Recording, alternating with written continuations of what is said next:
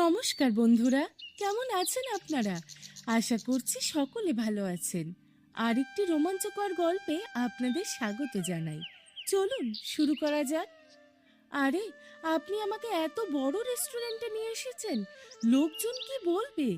এই বয়সে আমরা দুজনে এত দামি রেস্টুরেন্টে বসে খাচ্ছি। মমতা দেবীর কথা শুনে অলোকনাথবাবু হেসে বললেন, আরে মমতা, আজ আমাদের বিয়ের 50তম বিবাহ বার্ষিকী যে। এতটুকু অধিকার কি আমার নেই যে তোমাকে একটু আনন্দ দিতে পারি? যৌবনের পুরো সময়টা তো বাবা মায়ের সেবা করতে করতেই কেটে গেল।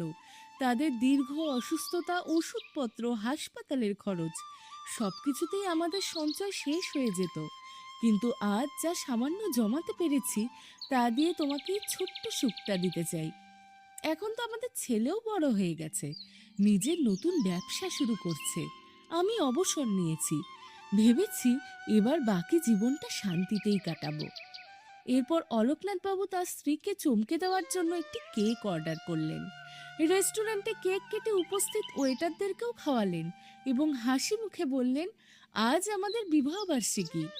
মমতা দেবী লজ্জায় লাল হয়ে গেলেন। আরে, এসব কি করছেন? এবার চলুন বাড়ি যাই। অলোকনাথবাবু মৃদু সুরে গুনগুন করতে লাগলেন, ও মেরি জহরে জবিন তুঝে মালুম নেহি। তারপর স্ত্রীর হাত ধরে একটি অটোতে উঠে বাড়ির উদ্দেশ্যে রওনা দিলেন। কিন্তু বাড়ির সামনে পৌঁছাতেই তাদের পায়ের তলা থেকে যেন মাটি সরে গেল। ঘরের দরজা খোলা, ভেতরে সব লাইট জ্বলছে, অথচ এই সময় বাড়িতে তো কারো থাকার কথা নয়। তাদের ছেলে শহরের বাইরে গিয়েছিল। অলোকনাথবাবু দেখতে পেলেন কয়েকজন অপরিচিত লোক তাদের বাড়ির ভেতরে ঘোরাফেরা করছে। দরজার তালাটাও ভাঙা। ভয় পেয়ে মমতা দেবী বললেন, ভাই, আপনারা কারা? আমাদের বাড়িতে এভাবে ঢুকেছেন কেন? দয়া করে বেরিয়ে যান, না হলে আমি পুলিশ ডাকবো। লোকগুলোর মধ্যে একজন হেসে বলল, এটা আপনাদের বাড়ি নয়, আমাদের বাড়ি। এই দেখুন কাগজপত্র, বাড়ির মালিক আমাদেরকে এই বাড়ি বিক্রি করে দিয়েছেন। অলোকনাথবাবু হতভম্ব হয়ে বললেন, আমি কবে তোমাদের কাছে বাড়ি বিক্রি করেছি? এসব মিথ্যে কথা বলছো কেন? এটা আমার বাড়ি। লোকটি বলল, আমি কোনো গুন্ডা নই, আমার নাম সোহম, আর এই বাড়ি আমাকে বিক্রি করেছে আপনার ছেলে। এই দেখুন দলিল, আমি ওকে পুরো 50 লাখ টাকা দিয়েছি। এখন এই বাড়ির বৈধ মালিক আমি, তাই আপনারা এখান থেকে বেরিয়ে যান। এই বলে সোহম তাদের ধাক্কা দিয়ে বাইরে বের করিয়ে দিল। অলোকনাথবাবু ও মমতা দেবীর চোখ দিয়ে অবিরাম জল গড়িয়ে পড়তে লাগলো। তারা বুঝতেই পারছিলেন না কখন তাদের ছেলে এই বাড়িটি বিক্রি করে দিল। কাঁদতে কাঁদতে অলোকনাথবাবু বললেন, বাবা, আমাদের কথাটা একবার শোনো। এই মুহূর্তে আমরা কোথায় যাব? বাড়ির কোনো একটা ঘরে পড়ে থাকতে দাও, চাইলে আমাদের দিয়ে কাজ করিয়ে নিও, কিন্তু এই রাতে আমরা কোথায় যাব? সোহম তখন কঠোর গলায় বলল, আমি এখানে কোনো বৃদ্ধাশ্রম খুলিনি যে সবাইকে বিনা পয়সায় থাকতে দেব। আমারও পরিবার আছে। আমি এখানে একটা বড় হোটেল তৈরি করতে চাই, তাই এখনই বেরিয়ে যান। আপনার ছেলে আপনাদের সঙ্গে কি করেছে সেটা আমার জানার বিষয় নয়, আমার শুধু আমার বাড়ি খালি চাই, ব্যাস। এরপর সে তাদের জিনিসপত্র টেনে হিঁচড়ে বাইরে ফেলে দিতে লাগলো।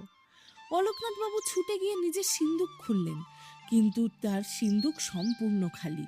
কোনো নগদ টাকা নেই, নেই কোনো সোনা গয়না, সব উধাও। বুক চাপড়ে তিনি চিৎকার করে উঠলেন, মমতা, আমরা শেষ হয়ে গেলাম। আমাদের ছেলে আমাদের সর্বস্ব লুট করে নিয়ে গেছে। সে কোথায় তারও কোনো খোঁজ নেই। নিজের কর্তব্য সে সত্যিই ভালোভাবে পালন করেছে, আমাদের পথে বসিয়ে দিয়ে গেছে। মানুষের সামনে মুখ দেখানোর মতো অবস্থাও রাখেনি।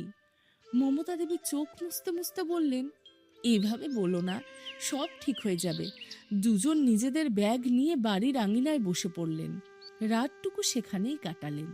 পরের দিন সকালে ভেবেছিলেন হয়তো নতুন মালিক তাদের উপর দয়া করবেন, কিন্তু সোহম কয়েকজন লোক পাঠিয়ে তাদের সেখান থেকেও সরিয়ে দিলেন।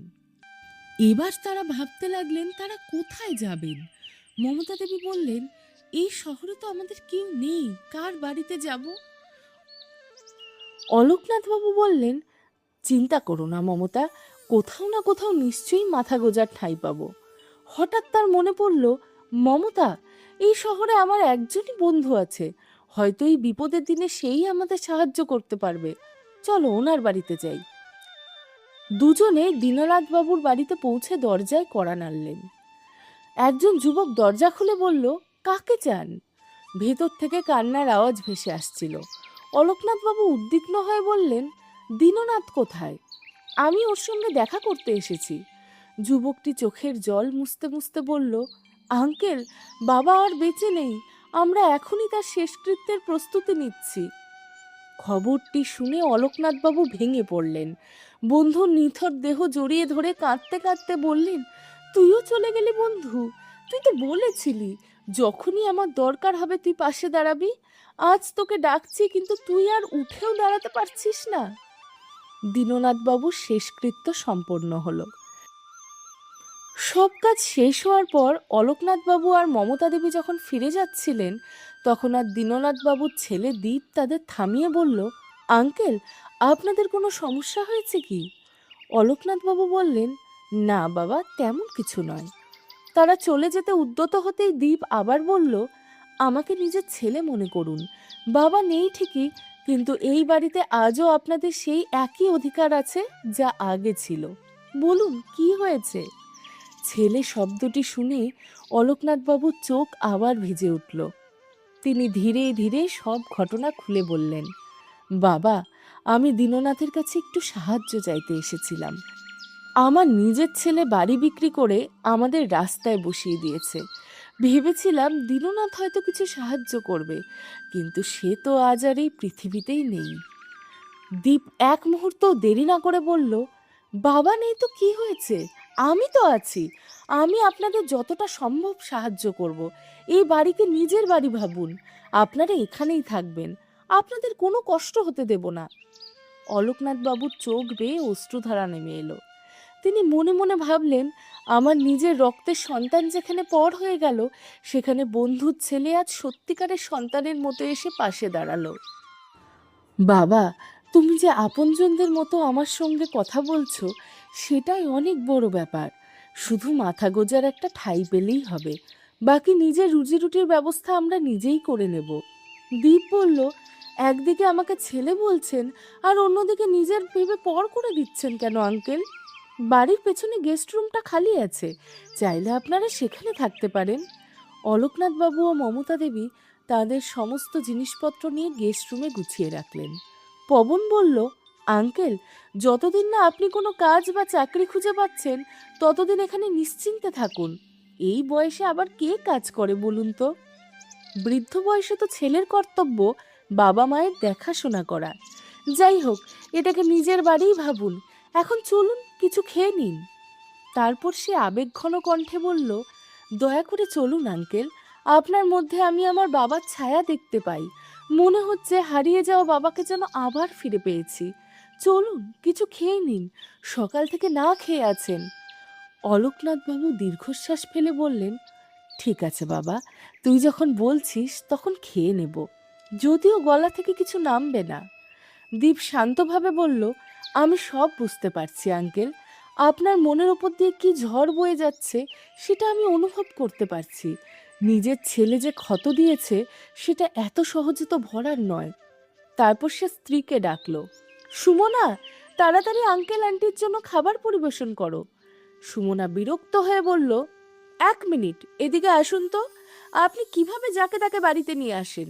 নিজের জন্য রান্না করতেই আমার প্রাণ বেরিয়ে যায়, আর এখন দুই বুড়ো মানুষের জন্য রান্না করতে হবে? বাড়ির অতিথিরা এখনো ঠিক মতো যায়নি। আমি তাদের দেখব না এদের দেখব? বাড়িটাকে কি আপনি বৃদ্ধাশ্রম বানিয়ে ফেলেছেন? দীপ রাগ চেপে বলল, সুমনা, তোমার মধ্যে কি সামান্য লজ্জা বা মানবিকতা নেই? এরা বাবার বন্ধু। সুমনা ঠোঁট বাঁকিয়ে বলল, কিন্তু আমরা তো কোনোদিন এদের দেখিনি।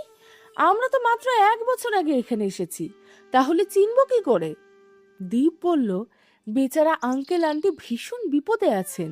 তাদের ছেলে বাড়ি বিক্রি করে উধাও হয়ে গেছে। আজকালকার ছেলেমেয়েরা যে এমন হতে পারে ভাবলেও ভয় লাগে। সুমনা তাচ্ছিল্যের হাসি হেসে বলল, আপনাকে বোকা বানানো খুব সহজ। কেউ দুটো দুঃখের গল্প শোনালেই আপনি বিশ্বাস করে ফেলেন। আমি আর এসব ঝামেলা নিতে পারবো না। আমি রান্না করছি না। কোনোদিন এক চামচ এদিক ওদিকে সরাননি, শুধু আদেশ করতে জানেন। আমি কি কলুর বলদ? যখন খুশি আমাকে কাজের জোয়ালে বেঁধে রাখবেন? কি দরকার ছিল এত ভালো মানুষ সাজার? সবে তো একজন বুড়োর ঝামেলা থেকে মুক্তি পেলাম। কথাটা শেষ হতেই দীপের হাত সপাটে সুমনার গালে গিয়ে পড়ল। সুমনা এত জোরে চিৎকার করছিল যে গেস্ট রুমে বসে থাকা অলোকনাথ বাবু ও মমতা দেবী সব শুনে ফেললেন। তারা কাউকে কিছু না বলে নিঃশব্দে নিজেদের জিনিসপত্র নিয়ে বাড়ি থেকে বেরিয়ে গেলেন। কিছুক্ষণ পর দীপ গেস্ট রুমে এসে দেখলো তারা নেই। সে দৌড়ে বাইরে এসে চিৎকার করলো, আঙ্কেল 1 মিনিট দাঁড়ান। দৌড়ে গিয়ে সে তাদের পায়ে পড়ে গেল। আঙ্কেল, আমার স্ত্রীর হয়ে আমি আপনাদের কাছে ক্ষমা চাইছি, কিন্তু আমি সত্যি আপনাদের জন্য কিছু করতে চাই। আমার এক বন্ধুর কাপড়ের দোকান আছে, আমি ওর সঙ্গে কথা বলবো। আপনি চাইলে সেখানে কাজ করতে পারবেন, খাওয়া দাওয়ার ব্যবস্থাও হয়ে যাবে, আর নিজের একটা ভাড়া বাড়ি নিয়ে থাকতে পারবেন। অলোকনাথ বাবু বললেন, ঠিক আছে বাবা, যদি এতটুকু ব্যবস্থা করে দিতে পারিস তাহলে আমাদের বড় উপকার হবে। দীপ তার বন্ধুর বাবার সঙ্গে কথা বলল। আঙ্কেল, দোকানটা শহর থেকে একটু দূরে, কোনো সমস্যা হবে না তো? অলোকনাথ বাবু মৃদু হেসে বললেন, যখন জীবনই এমন দিন দেখিয়েছে তখন দূরত্ব নিয়ে আর কি ভাববো বাবা, এই শহরেই এখন আর মন টেকে না। দীপ ঠিকানা দিয়ে দিল। অলোকনাথ বাবু কাপড়ের দোকানে কাজ পেয়ে গেলেন। অত্যন্ত নিষ্ঠা সহকারে ও সততা ও আন্তরিকতার সঙ্গে কাজ করতে লাগলেন। যেই কাপড় কিনতে আসতো তিনি তাকে ধৈর্য সহকারে কাপড় দেখাতেন। তার ব্যবহার ও কথা বলার ভঙ্গি এত সুন্দর ছিল যে ক্রেতারা খুব দ্রুত তার প্রতি আস্থা পেয়ে যেতেন। ফলে দোকানের বিক্রি দিন দিন বাড়তে লাগলো।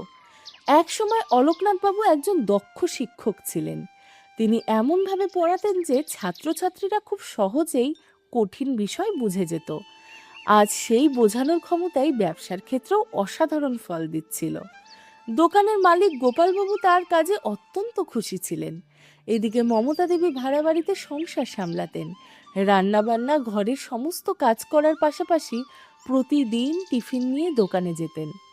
সেখানে গিয়েও স্বামীর কাজে সাহায্য করতেন। ধীরে ধীরে তাদের জীবন আবার স্বাভাবিক ছন্দে ফিরতে শুরু করলো। এভাবেই দিন কাটছিল। হঠাৎ একদিন প্রবল বৃষ্টি নামলো। দোকানের ছাদে শুকোতে দেওয়া কাপড় নামানোর জন্য অলোকনাথবাবু দৌড়ে উপরে উঠছিলেন, কিন্তু হঠাৎ তার পা পিছলে গেল। তিনি সিঁড়ি থেকে গড়িয়ে পড়লেন। ভয়ঙ্কর চোট পেলেন। তার পায়ের হাড় ভেঙে গেল। মমতা দেবী প্রাণপণে ছোটাছুটি করে তাকে হাসপাতালে ভর্তি করালেন। যতটুকু সঞ্চয় ছিল সব চিকিৎসার পেছনেই খরচ হয়ে গেল। তারা আবার নিঃস্ব হয়ে পড়লেন। মমতা দেবী কাঁদতে কাঁদতে বললেন, হে ভগবান, কে কেমন পরীক্ষা নিচ্ছ? এমন কি পাপ করেছি যে বারবার এত কষ্ট ভোগ করতে হচ্ছে? কোনো রকমে ঘুরে দাঁড়িয়েছিলাম, আবার সব ভেঙে গেল। ঠিক তখনই দরজায় কড়া নাড়ার শব্দ হলো। দরজা খুলে দেখলেন বাড়িওয়ালা দাঁড়িয়ে আছে। তিনি বললেন, মমতা দেবী, মনে করিয়ে দিচ্ছি 2 মাসের ভাড়া বাকি রয়েছে, অনুগ্রহ করে ভাড়াটা দিয়ে দিন। মমতা দেবী হাত জড়ো করে বললেন, দেখুন, আমাদের আর কয়েকটা দিন সময় দিন, ওনার চিকিৎসার জন্য সব টাকা শেষ হয়ে গেছে। কিন্তু বাড়িওয়ালার কঠোর গলায় বললেন, 2 দিনের মধ্যে ভাড়া না দিলে আপনাদের জিনিসপত্র বাইরে ফেলে দিতে বাধ্য হব। বিছানায় শুয়ে শুয়ে অলোকনাথবাবু নিজের অসহায় অবস্থার জন্য কাঁদতেন। তিনি ভাবতেন, বেচারি মমতা একা কত কিছু সামলাবে, আমি তো কোনো সাহায্যই করতে পারছি না। অবশেষে মমতা দেবী গোপালবাবুর দোকানে গিয়ে কাজ করার সিদ্ধান্ত নিলেন।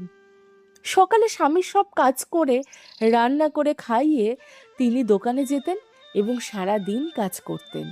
কাজ করতে করতে নিজের ভাগ্যকে দোষ দিতেন। ভগবান, এমন সন্তান দেওয়ার চেয়ে সন্তান না দিলেই ভালো ছিল। আজ আমরা পথের ভিখারির মতো জীবন কাটাচ্ছি। বাড়ি ফিরে আবার বাসন মাজা, রান্না, ঘরের কাজ সব একা হাতে সামলাতেন। ঘর ও বাইরের কাজ করতে করতে তিনি ক্লান্ত হয়ে পড়তেন, কিন্তু মুখে কখনো কষ্টের ছাপ ফুটতে দিতেন না, কারণ তিনি জানতেন তাকে ভেঙে পড়তে দেখলে অলোকনাথবাবু আরও কষ্ট পাবেন। এদিকে অলোকনাথবাবুরও খুব খারাপ লাগতো। বৃদ্ধ বয়সে মমতাকে এত কষ্ট সহ্য করতে হচ্ছে, আর আমি হাত পা ভাঙা অবস্থায় বিছানায় পড়ে আছি। মমতা দেবী গোপালবাবুর কাছ থেকে কিছু টাকা ধার নিয়ে বাড়ি ভাড়া মিটিয়ে দিলেন।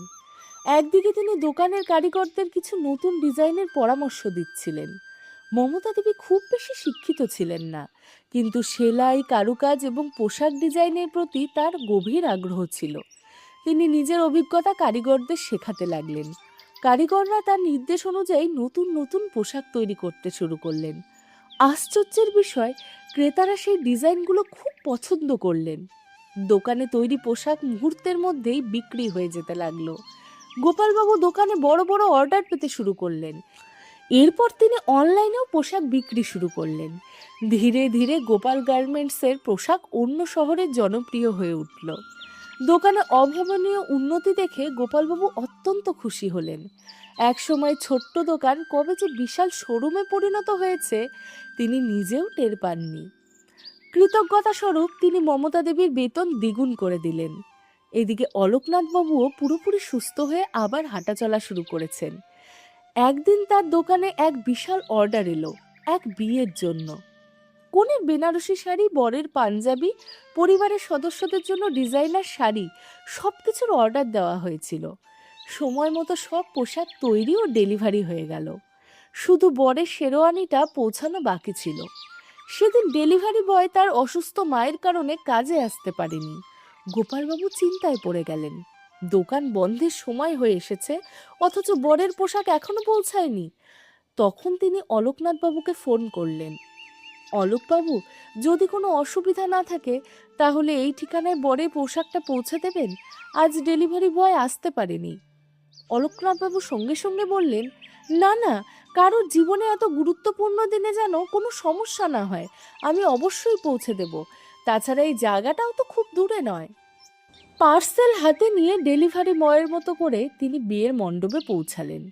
কিন্তু সেখানে পৌঁছে যা দেখলেন তা দেখে তার পায়ের তলা থেকে মাটি সরে গেল। চারপাশের দৃশ্য চোখে পড়তেই তিনি স্তব্ধ হয়ে গেলেন। পরের মুহূর্তেই সেখানে ধপ করে মাটিতে লুটিয়ে পড়লেন। এ কি? কার বিয়ে এটা? আমি কি ভুল ঠিকানায় চলে এসেছি? ঠিকানাটা তো ঠিকই আছে, কিন্তু সামনে দাঁড়িয়ে ছিল তার নিজের ছেলে মনোজ।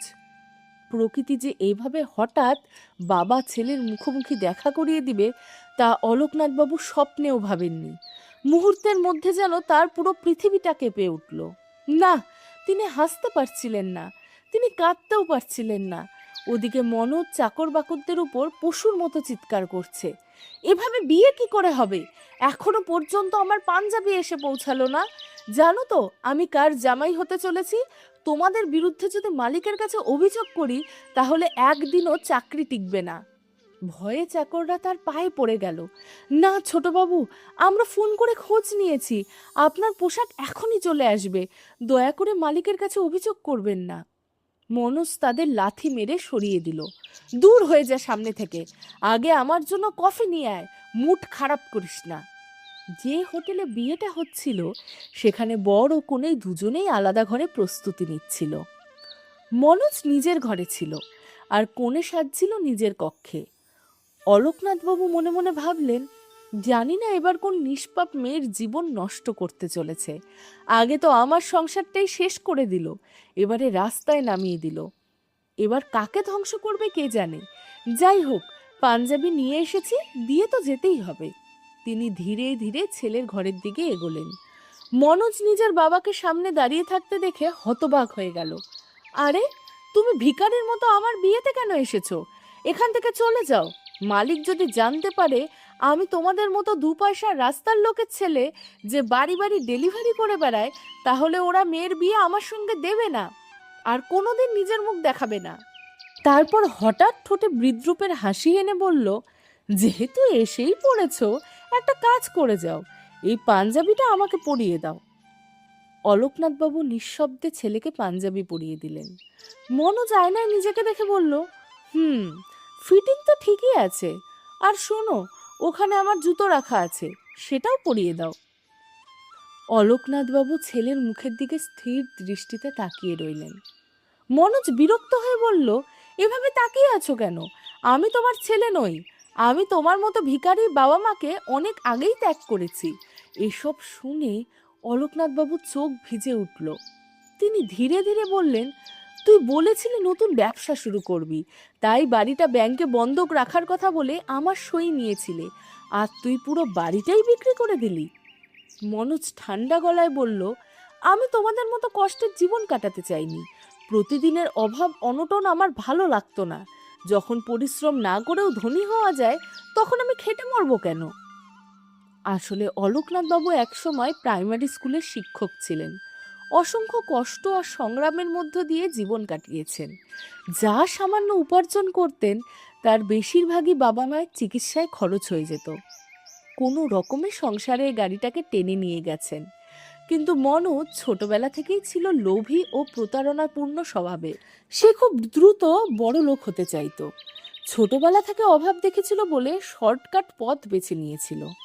খুব অল্প বয়সে খারাপ সঙ্গের মধ্যে জড়িয়ে পড়ে।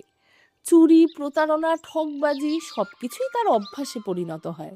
একদিন সে নিজের বাবাকেও ফাঁদে ফেলে। বাড়ির কাগজপত্র নিয়ে বলেছিল, বাবা, আমি একটা ব্যবসা শুরু করতে চাই, বাড়িটা ব্যাংকে বন্ধক রেখে লোন নেব, এখানে সই করে দাও। অলোকনাথবাবু ছেলের কথায় বিশ্বাস করেছিলেন, আর মনোজ সেই সুযোগে বাড়িটাই চুপি চুপি বিক্রি করে সব টাকা নিয়ে উধাও হয়ে যায়। কিন্তু ভাগ্য একদিন তার সঙ্গে একই খেলা খেলল। যেভাবে সে নিজের বাবার সঙ্গে প্রতারণা করেছিল, ঠিক সেভাবেই তার বন্ধুরাও তাকে ঠকিয়ে সব টাকা কেড়ে নিল। কারণ মনোজ বহুবার তাদের সঙ্গেও প্রতারণা করেছিল। এখন তার বাড়ি ফিরে যাওয়ার কোনো মানে ছিল না, কারণ সে তো নিজের বাবাকেই নিঃস্ব করে দিয়েছিল। তাই সে আবার নতুন শিকার খুঁজতে শুরু করলো। একটা কোম্পানিতে চাকরি নিয়ে ধনী মেয়েকে ফাঁসানোর পরিকল্পনা করলো। হঠাৎ মনোজ আবার চিৎকার করে উঠল, কি হলো, আমার জুতোটা পরিয়ে দাও। অলোকনাথবাবু জুতো পরাতে নিচু হতেই মনোজ ইচ্ছা করেই নিজের জুতোর উপরে কফি ফেলে দিল। তারপর চেঁচিয়ে বলল, তোমার চোখে কিছু দেখা যায় না নাকি? জুতোটাই নোংরা করে দিলে। ওখানে কাপড় আছে, নিয়ে এসে পরিষ্কার করো। অলোকনাথবাবু ছেলের সমস্ত অপমান নীরবে সহ্য করছিলেন, কারণ তিনি কোনোভাবেই বিয়ের আসরে ঝামেলা করতে চাইছিলেন না। এদিকে অনেক রাত হয়ে গেল। অলোকনাথবাবু বাড়ি না ফেরায় মমতা দেবীর চিন্তা বাড়তে লাগলো। তাই তিনি তাড়াতাড়ি দোকানে পৌঁছে গোপালবাবুর কাছে জানতে পারলেন অলোকনাথবাবু পাঞ্জাবি ডেলিভার দিতে গেছেন। বিয়ের ভেন্যু তাদের বাড়ি থেকে খুব একটা দূরে ছিল না। মমতা দেবী সেখানেই পৌঁছে গেলেন। কিন্তু সেখানে গিয়ে যা দেখলেন, তা দেখে তিনি হতবাক হয়ে গেলেন। বর আর কেউ নয়, তার নিজের ছেলে মনোজ। ছেলেকে বর বেশে দেখে তিনি অবাক হয়ে তাকিয়ে রইলেন। মনে মনে তিনি ভাবলেন, তাই তো, এই কারণে উনি এখনো বাড়ি ফেরেননি, মনোজের বিয়ে হচ্ছে। তিনি দ্রুত অলোকনাথবাবুর কাছে গিয়ে বললেন, এ কি হচ্ছে? আমি তো কিছুই বুঝতে পারছি না। তুমি এখনো এই অপদার্থের বিয়েতে দাঁড়িয়ে আছো? অলোকনাথবাবুর চোখে তখন আগুন জ্বলছে। তিনি বললেন, মমতা, ভালোই হয়েছে তুমি চলে এসেছো। যে ছেলে আমাদের কাঁদিয়েছে, পথে বসিয়েছে, দরজায় দরজায় ঘুরিয়েছে, আজ দেখো আমি ওকে কিভাবে জীবনের শিক্ষা দেই। এদিকে কনে কবিতা মণ্ডপে এসে পৌঁছেছে।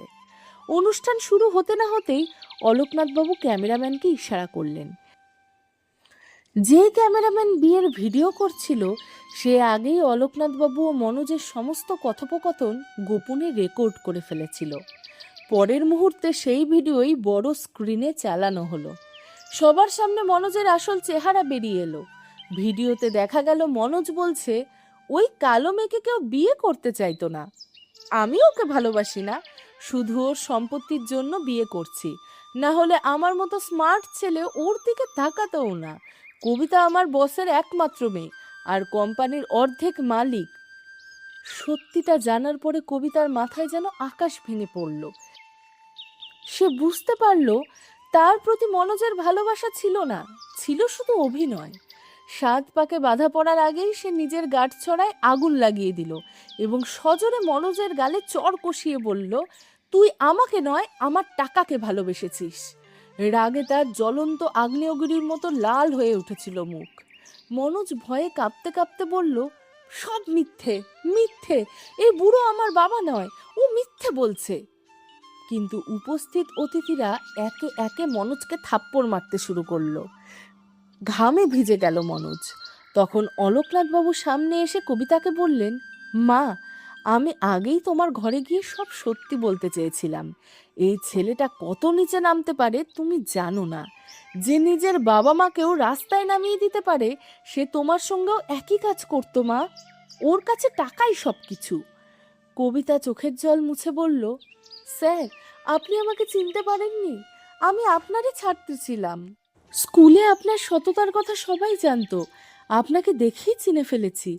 আপনার কাছ থেকে আমি শিখেছিলাম আসল সৌন্দর্য মানুষের মনে থাকে। যখন সবাই আমার রং নিয়ে হাসতো, তখন আপনি একজন যে আমাকে আত্মবিশ্বাস দিয়েছিলেন। আজ আমি নিজের পরিচয় তৈরি করতে পেরেছি, সেটাই আপনার শিক্ষার জন্যই। অলোকনাথবাবুর চোখ ভিজে উঠল। তিনি আবেগে বললেন, আমার নিজের ছেলে আমার শিক্ষা বুঝতে পারল না, সে আমার সম্মান মাটিতে মিশিয়ে দিয়েছে। কিন্তু তুই তুই আমার নাম উজ্জ্বল করেছিস, একজন শিক্ষকের সম্মান রক্ষা করেছিস মা। সুখে থাকিস, খুব সুখে থাকিস। তিনি কবিতাকে আশীর্বাদ করলেন।